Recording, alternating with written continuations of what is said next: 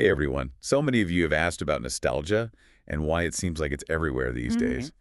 We thought it'd be really interesting to take a deep dive into this feeling by exploring a YouTube video Mm-hmm. Okay. called Why the Nostalgia Yeah. by musician Andrew A.J. Johnson. Hmm.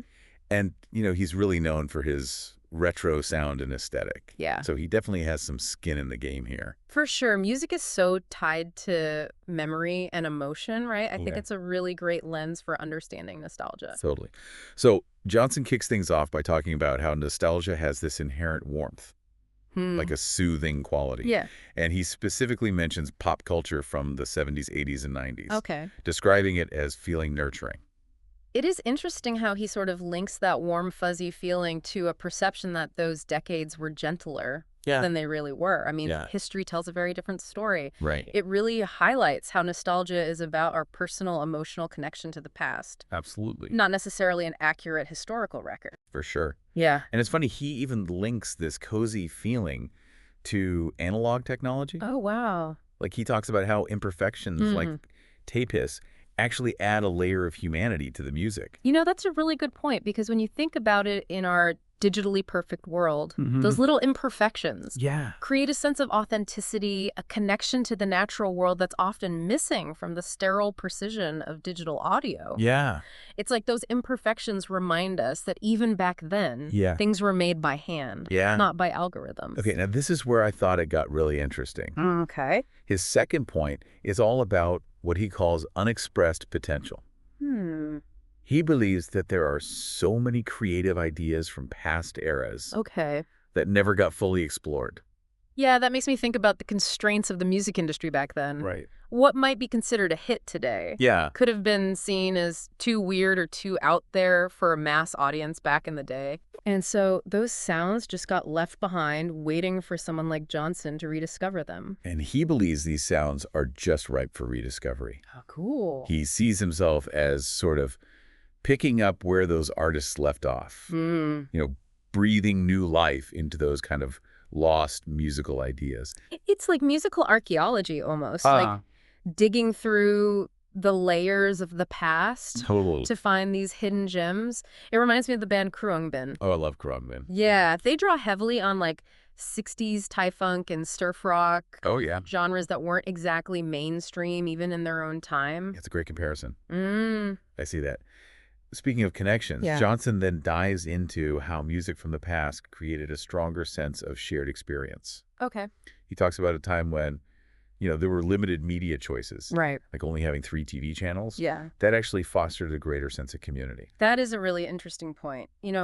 While limited choices might seem stifling on the surface, it also meant that most people were exposed to the same cultural touchstones, creating more common ground for conversation and connection. Right. In contrast, today, we have this fragmented media landscape. Yeah. And while that gives us endless choices, Yeah. it often leads to people existing in their own little bubbles Yeah. with fewer shared experiences to bridge those divides. It's like back then, everybody was listening to the same top 40 hits, Right. whether they like it or not. Exactly. Today, you have a playlist that's totally unique to you, Yeah. which is cool. Yeah.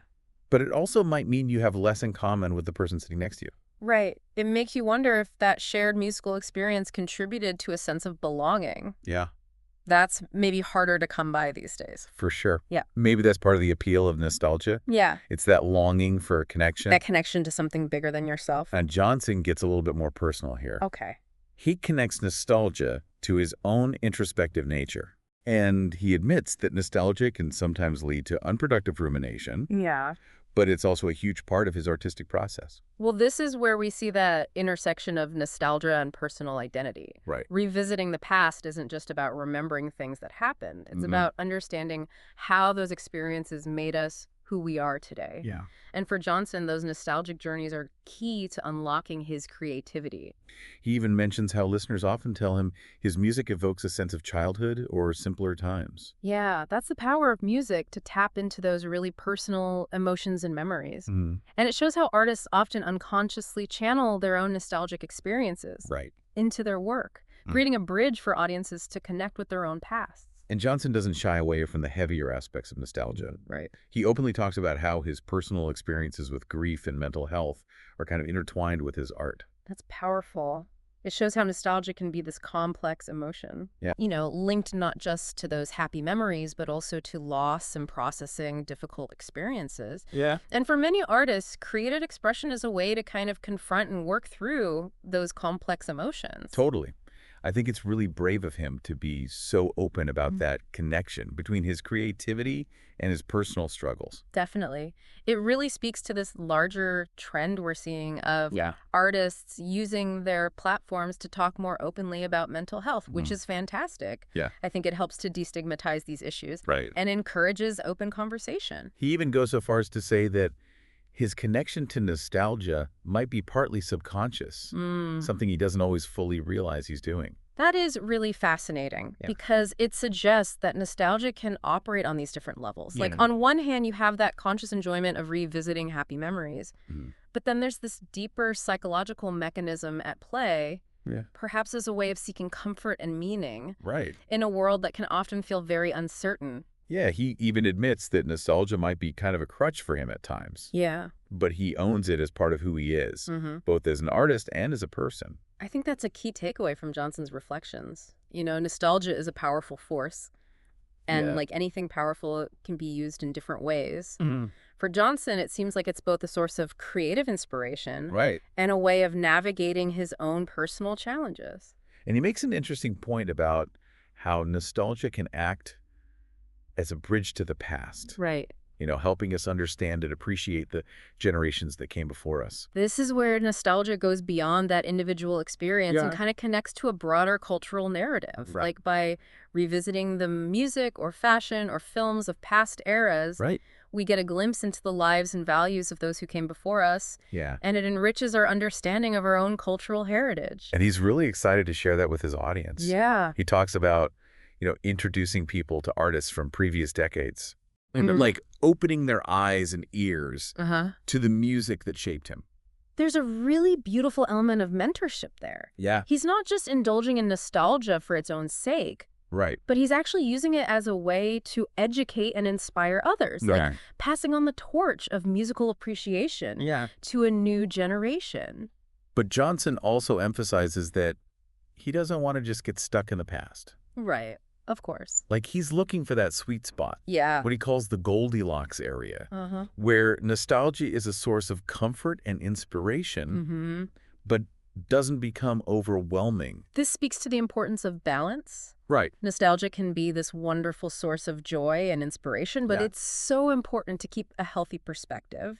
It's about integrating the past into our present lives. Yeah. Without letting it define us. Right. Or prevent us from appreciating the beauty of the present moment. And I love how he talks about nostalgia bringing him back to a neutral state. Yeah. Even comparing it to like listening to elevator music.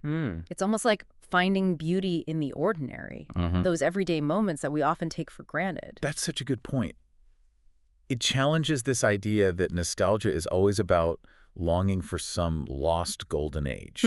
Sometimes it's just about recognizing the familiar, finding comfort in the mundane, and appreciating those simple things that really make up the texture of our lives. Johnson also acknowledges that his online persona, with that retro aesthetic, might kind of amplify his nostalgic leanings. Yeah. But he's careful to point out that he still gets joy from creating new music, experimenting with sounds, connecting with his audience in the present. It's a good reminder that online personas, especially for artists, are often these carefully curated presentations of self. It's easy to get caught up in the performance, but ultimately there's a complex human being behind the screen. One that exists beyond the confines of any particular aesthetic or label. And this is where I think it gets really profound. Okay. Johnson sees nostalgia as a tool for healing, for bringing people back to this grounded sense of humanity. This really taps into the universal power of nostalgia to create those connections. Right. It reminds us that despite our differences, we share a common human experience. We all have pasts, we all have memories, and we all long for that connection and belonging. Nostalgia at its core is about tapping into that shared humanity. He describes his music as a way to shine a light on aspects that have been forgotten or lost, to give a voice to the rejects, the misfits, the voiceless, the silenced. That speaks to the power of art to reclaim and recontextualize the past. Yeah. To honor the stories and experiences that have been marginalized or overlooked. Right. And by drawing inspiration from those forgotten voices, Johnson creates a space for inclusivity and recognition and invites his audience to embrace the richness and diversity of human experience. And it all kind of circles back to his belief that music is a tool for healing and expression. Right. And he doesn't just talk the talk. He walks the walk, putting his heart and soul into his music. It's that authenticity that really connects with his listeners. When we can feel that an artist is speaking from a place of genuine experience. Right.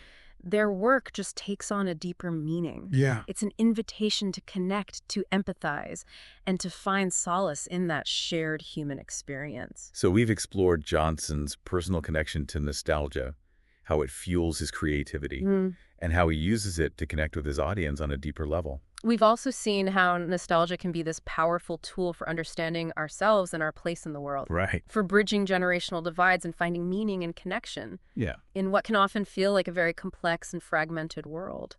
It's really amazing how Johnson manages to weave together all these different threads, like his personal experience and cultural commentary, even social activism. Yeah. It all comes through in his music. Right. It really speaks to his multifaceted approach to art. Like, he's not just trying to make catchy tunes, He's actually using his platform to explore some pretty complex ideas and spark these really meaningful conversations. He even uses the phrase retro soul to describe his music and himself. Oh, wow. Which I think really captures that blend of honoring the past while also creating something fresh and new. Yeah, that's a perfect way to put it. It's not just replicating the sounds of the past. Right. It's more about filtering those influences through a contemporary lens, finding those timeless elements that still resonate with us today. So what does this all mean for us, the listeners? I think Johnson's video reminds us that nostalgia is more than just a fleeting feeling or, a marketing trend. Right. It's really a fundamental part of the human experience. Absolutely. Shaping how we create, how we connect, and how we find meaning in the world around us. It highlights how interconnected our lives really are, like how the past informs our present. Right. And how our own individual experiences are often reflections of these larger cultural and societal shifts. Johnson leaves us with this powerful thought. Nostalgia can be a tool for healing and connection. Yeah. For both the artist and the audience. That's a beautiful sentiment. It is. It reminds us that even in a world that can often feel divided and chaotic, we can still find solace and connection through shared experiences and common memories and through the power of art. For sure. To bridge those divides. So as we wrap up this deep dive into nostalgia, I want to leave you with a question. How has nostalgia played a role in your own life? What are those touchstones from the past that bring you comfort, spark your creativity, or even help you navigate difficult emotions? Take some time to reflect on your own relationship with nostalgia and see what insights emerge. And if you're looking for a soundtrack for your own nostalgic journey, be sure to check out Andrew A.G. Johnson's music. We'll link to his YouTube channel and social media in the show notes. Until next time, keep exploring, keep connecting, and keep those nostalgic vibes flowing.